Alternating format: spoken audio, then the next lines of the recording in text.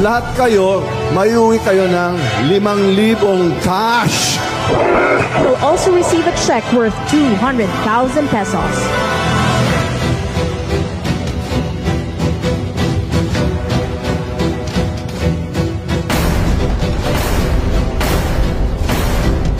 Ang gobyerno na ito, walang project.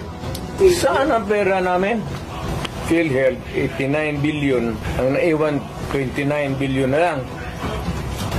Ang Maharlika Fund, ang target nila sa 250 billion. Kinuna nila ang GSIS ng 62.5 billion. Yan, pera rin ng mga taga-gobyerno yang empleyado. Ang SESS, kinuha rin 62 billion. Private rin yan.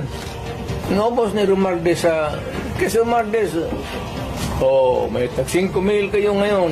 Kita ko sa CCTV. So, kung walang pera, anong gawin nila? Maghiram.